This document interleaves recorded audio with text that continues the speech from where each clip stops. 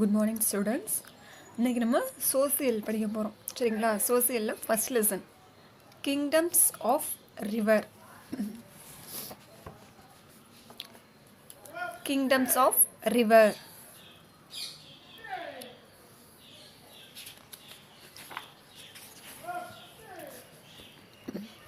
Introduction. In the ancient period, people settled and started living along the river banks. முன்னாடியெல்லாம் ஆரம்ப காலத்தில், பழைய காலத்தில் பீப்புளெலாம் வந்து எங்கேனாக்கா ஆற்று ஓரங்களில் போய் குடிசை அமைச்சு அவங்க வாழ ஆரம்பித்தாங்க. They produced agriculture crops. They reared cattle in the pasture land.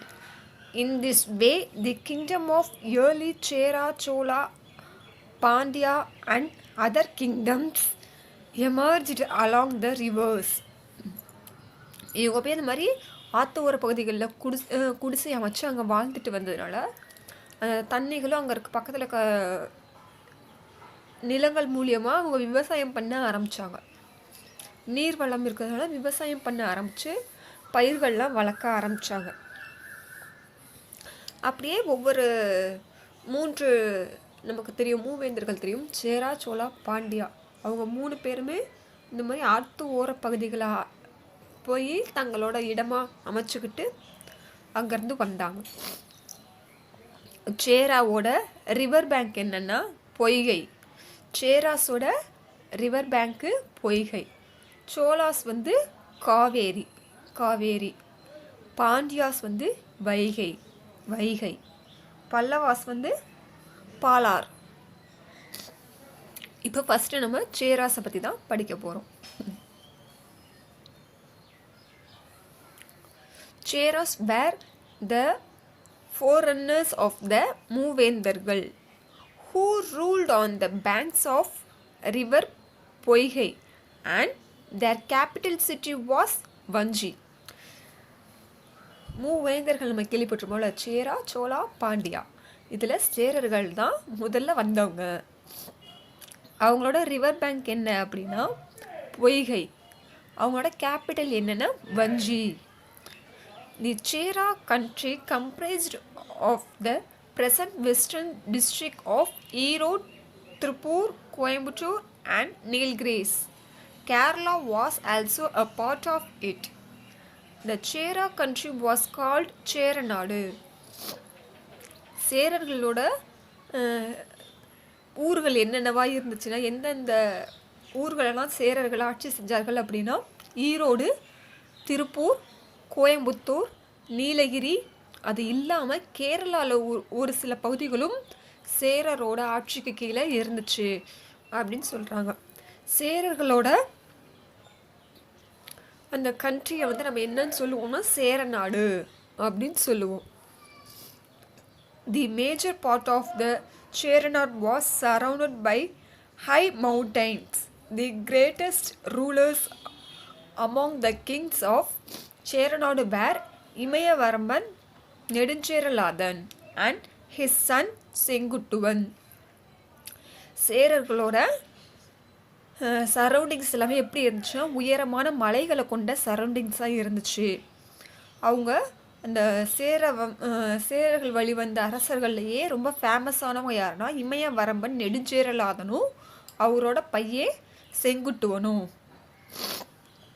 தி சேரா king Neduncheralathan conquered up to the Himalayas and hoisted the flag with the symbol of bow and arrow. Therefore, he was hailed with the title Imayavaramban Neduncheralathan. Neduncheralathan அப்படிங்கிறது தான் அவரோட பேர். அவர் வந்து அந்த அரசரோட பேர். அவர் வந்து என்ன பண்ணார்னா இமயமலைக்கு படையெடுத்து சென்று வெற்றி சூடி அவரோட கொடியை இமயமலையில் நட்டுட்டு வந்தார். இவரோட சின்னம் என்ன, சேரர்களோட சின்னம் என்ன அப்படின்னா பவ் அண்ட் ஆரோ, வில்லும் அம்பும் தான் அவர்களோட கொடியோட சின்னம். அதை வந்து இமயமலையில் அவர் நட்டுட்டு வந்தார். அதனால் இவரோட பேர் இமயவரம்பன் நெடுஞ்சேரலாதன்னு ஆயிடுச்சு. The able ruler Cheran Chenkutuvan erected the statue of Kannagi. His temple of Kannagi was built by the stones brought from the Himalayas after defeating King Kanagavijaya. It is also said that the stones were brought to Cheranadu on the head of the captive soldiers. அது மாதிரி இமயவரம்பனோட மகன் சேரன் செங்குட்டுவன் இருக்கார் இல்லையா, இவரும் வந்து இமயமலைக்கு போர் புரிய போகிறார். அப்போ போர் புரிய போகும்போது இவரும் அங்கே போய் போரில் வெற்றி பெற்று இவரும் இமயமலையில் கொடி நட்டுட்டு வர்றாரு. வரும்போது இமயமலையிலேருந்து கற்களை எடுத்துகிட்டு வர்றாரு. கண்ணகிக்கு கோயில் கட்டுறதுக்காக கற்களை எடுத்துகிட்டு வர்றாரு. அந்த கற்களை எப்படி எடுத்துகிட்டு வராதுன்னா, இவர்கிட்ட தோத்தாங்கல்ல வீரர்கள், இவங்கள்ட்ட தோல்வியுற்ற வீரர்களில் தலையில் வச்சு தூக்கிட்டு வாங்க அப்படின்னு சொல்லி சேர நாட்டுக்கு இந்த கற்களை எடுத்துகிட்டு வந்து கண்ணகிக்கு கோவில் கட்டியிருக்காரு.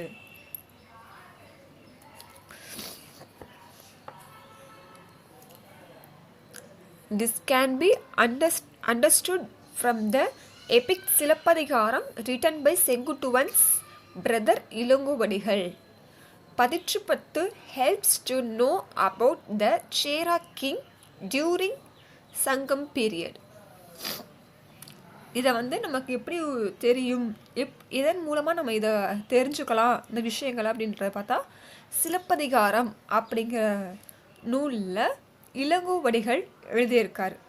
இவர் இளங்கோவடிகள் யார் அப்படின்னா, இந்த சேரன் செங்குட்டுவன் இருக்கார்ல அவரோட பிரதர். அவர் இளங்கோவடிகள் அவர் வந்து சிலப்பதிகாரத்தை எழுதியிருக்காரு. அதில் அவர் இதெல்லாம் மென்ஷன் பண்ணியிருக்காரு. 10 அப்படிங்கிற புக்கு மூலமாக நம்ம இந்த விஷயங்கள் சங்க காலங்களை பற்றி நம்ம தெரிஞ்சுக்கிறதுக்கு ஹெல்ப்ஃபுல்லாக இருக்கும். இப்போ சேராஸோட ரிவர் என்ன, பொய்கை. போர்ட், துறைமுகம். சேரர்களோட துறைமுகம் என்னன்னா தொண்டியும் முசிறியும். கேபிட்டல் வந்து வஞ்சி. ஃப்ளாக் வந்து பவ் அண்ட் ஆரோ. இந்த ஃபஸ்ட் பேஜில் பார்த்தீங்கன்னா இருக்கும் பவ் அண்ட் ஆரோ, வில் அம்பு இருக்கு இல்லையா, இதுதான் சேரர்களோட கொடி. இப்போ ட்ரை டு ஆன்சர் பாருங்க. Who were the greatest king of early Cheras? சேரர்களோட ரொம்ப பெருமை வாய்ந்த மன்னர் யார்? இமயவரம்பன் நெடுஞ்சேரலாதன். எழுதிடணும். Name the epic written by Ilangovadigal. Ilangovadigal எழுதின அந்த காவியத்துக்கு பேர் என்ன? சிலப்பதிகாரம். சிலப்பதிகாரம்னு எழுதிடணும். நெக்ஸ்ட் நம்ம பார்க்க போகிறது சோலாஸை பற்றி நம்ம பார்க்க போகிறோம். The early Cholas kept Uraiyur as their capital located along the river Kaveri and ruled it.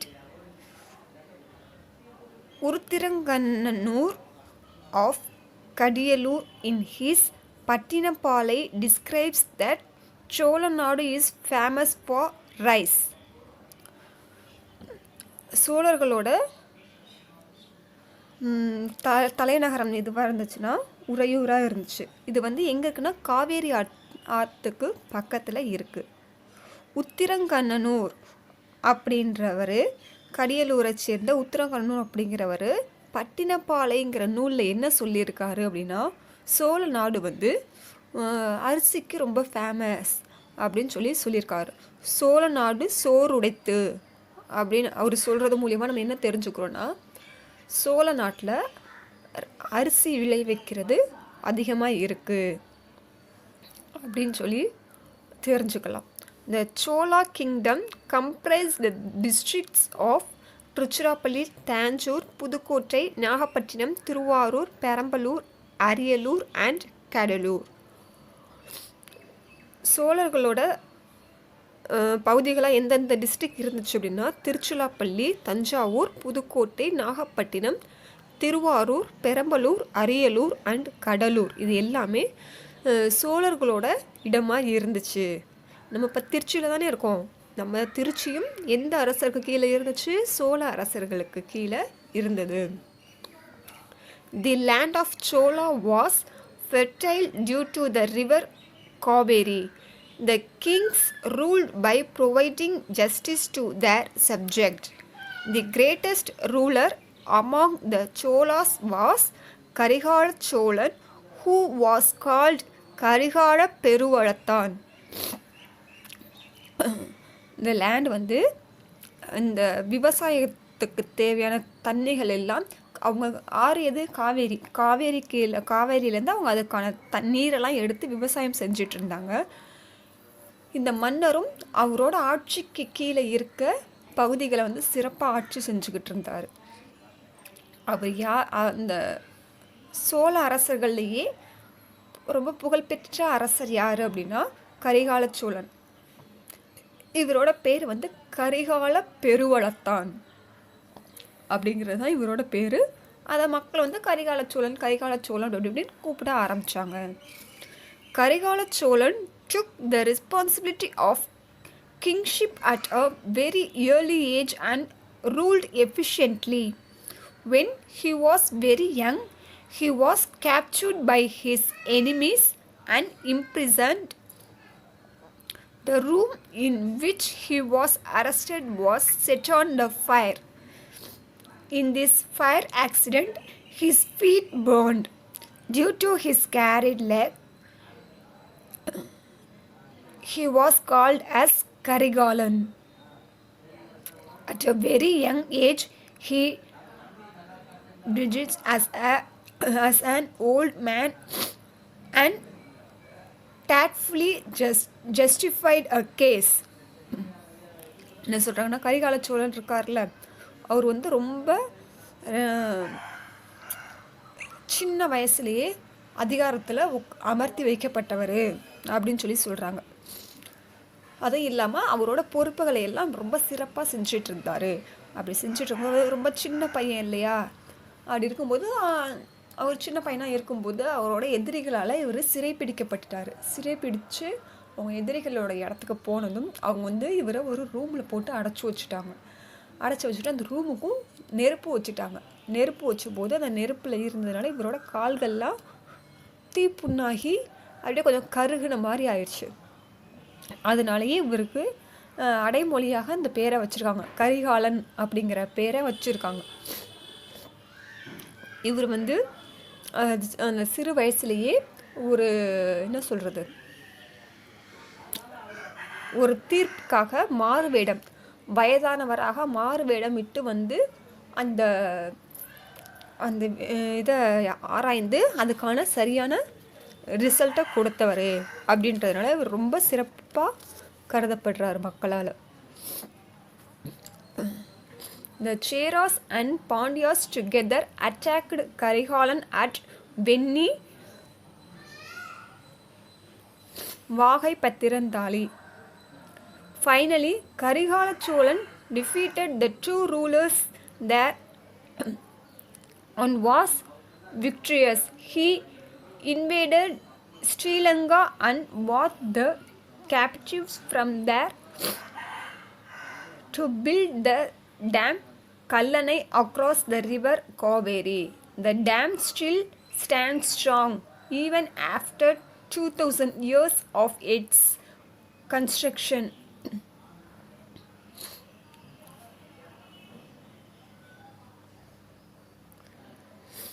இந்த சேரா இருக்கார்ல, சேராவும் சோளாவும் வந்து இவரை வந்து அட்டாக் பண்ணாங்க, கரிகாலனை அட்டாக் பண்ணாங்க. வெண்ணியும் வாகை பரந்தலை அப்படிங்கிற இடத்துல அட்டாக் பண்ணாங்க. கடைசியில் வந்து கரிகாலன் வந்து ஜெயிச்சிட்டாரு. இவர் வந்து என்ன பண்ணார் அப்படின்னா, ஸ்ரீலங்காவில்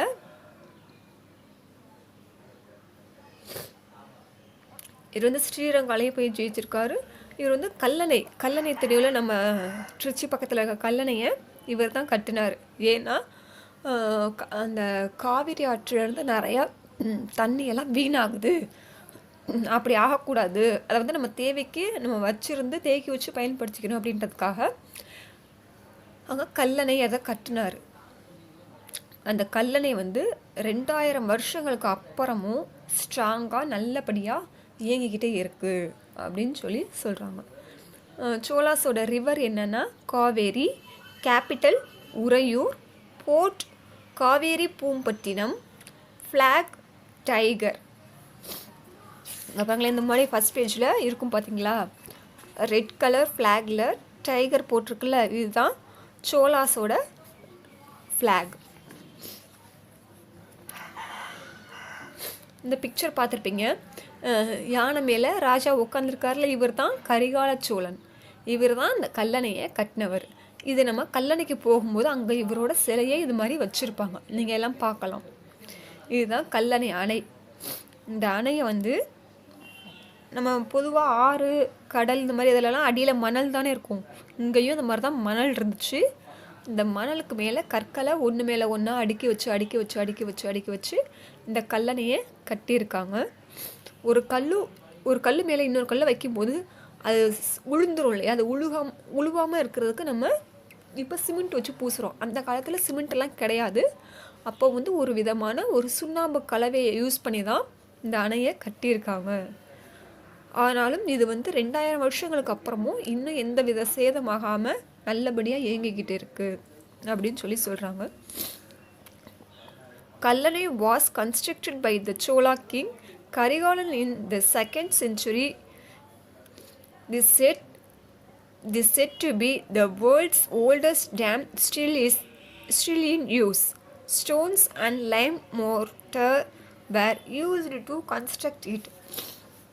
அதான் சொல்கிறாங்க, உலகத்திலேயே 2000 வருஷங்களுக்கு முன்னாடி கட்டப்பட்ட ஒரு அணை இது.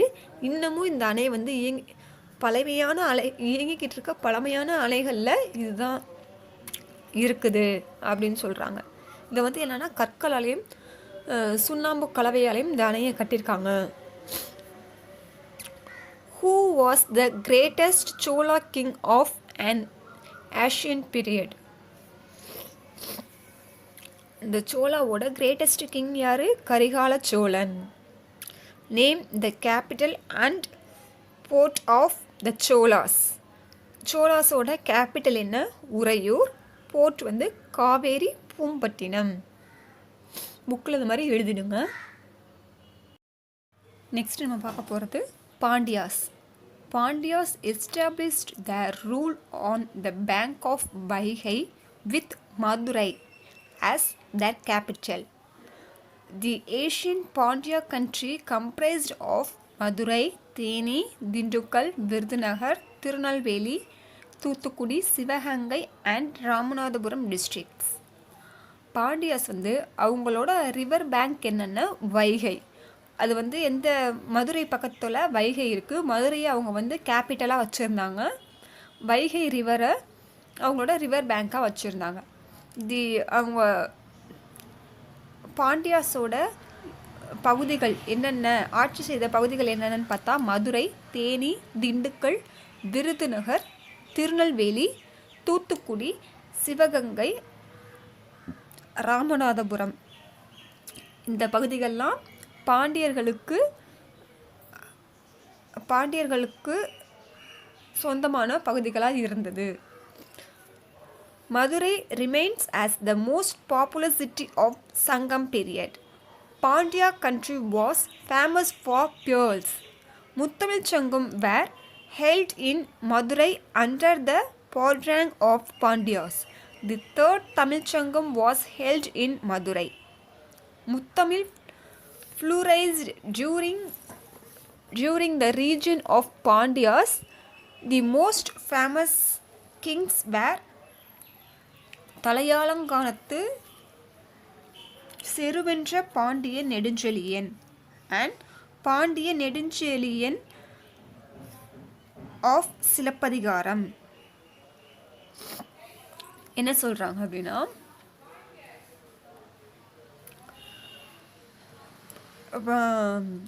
பாண்டியாஸோட ஃபேமஸான சிட்டி என்னென்னா அதை வந்து மதுரை அப்படின்னு சொல்லி சொல்கிறாங்க. அங்கே என்ன ஃபேமஸாக இருந்தது அப்படின்னா தமிழ் சங்கத்தை வளர்த்தது மதுரையில் தான். தமிழ் சங்கம் அப்படின்றத ஒன்று ஆரம்பித்ததும் முத்தமிழ் சங்கம் அப்படிங்கிறத ஆரம்பித்ததும் மதுரையில் தான் சொல்கிறாங்க. 3வது தமிழ் சங்கமும் மதுரையில் தான் கூட்டப்பட்டது. மதுரையில் என்ன ஃபேமஸ் அப்படின்னு பார்த்தா முத்துக்கள். பாண்டியாஸோட ஆட்சிக்கு கீழே இருந்தப்போ மதுரையில் என்ன ஃபேமஸ்னால் முத்துக்கள். அதுதான் ரொம்ப ஃபேமஸாக இருந்தது.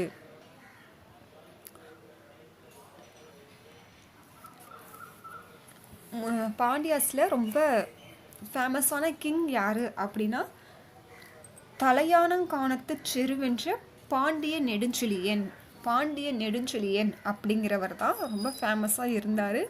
அவரை பற்றி நம்ம சிலப்பதிகாரத்துலேயும் படிக்க முடியும். இவரோட பெருமைகள் எல்லாம் சிலப்பதிகாரத்திலையும் சொல்லப்பட்டிருக்கு.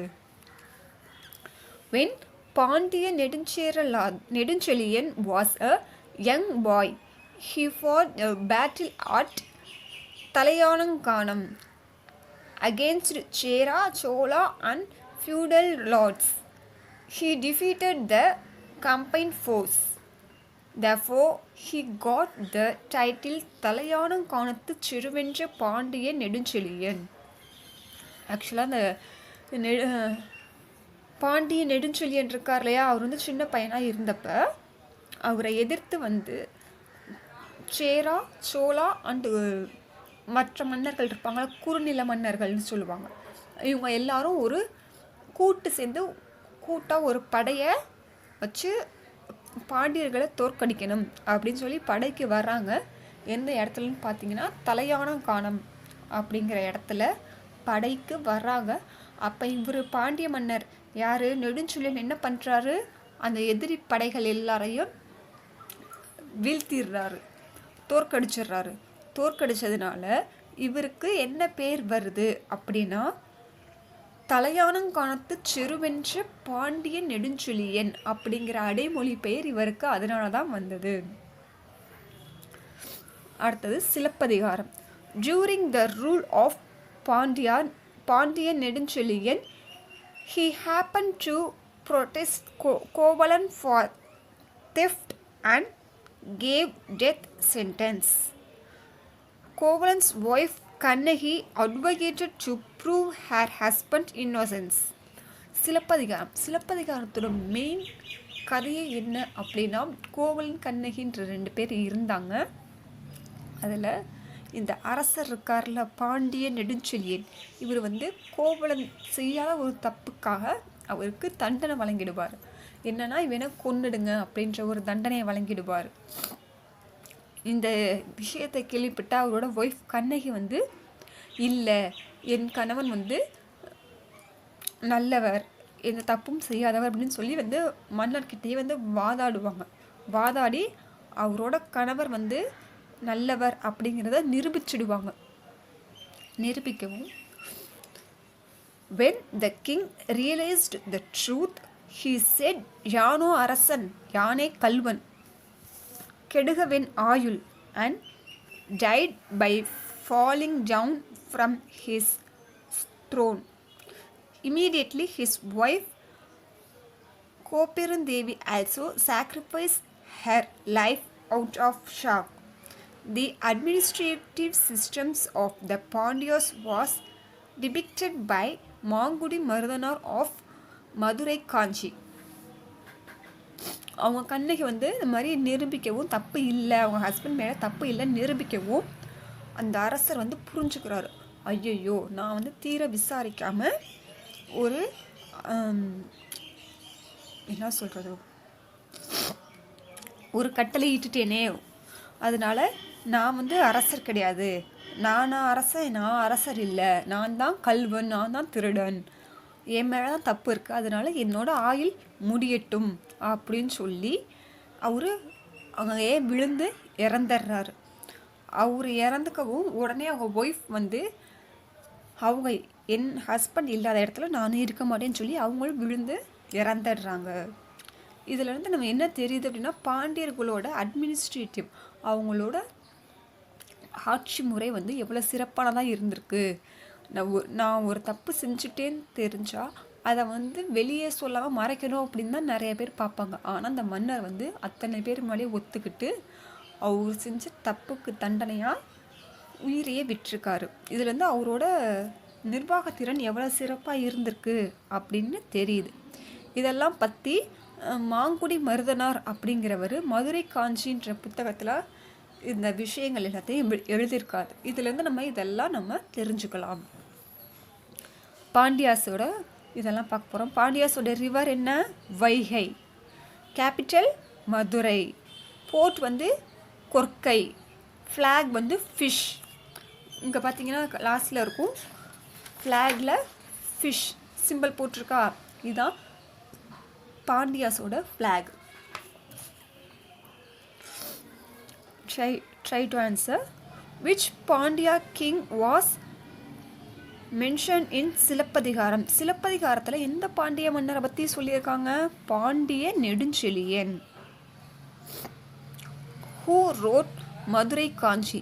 மதுரை காஞ்சிங்கிற நூலை எழுதினவர் யாரு? Mangudi Marudanar. What is inscribed on the flag of Pandyas? பாண்டியாஸோட ஃப்ளாகில் என்ன இருக்கும்? ஃபிஷ்.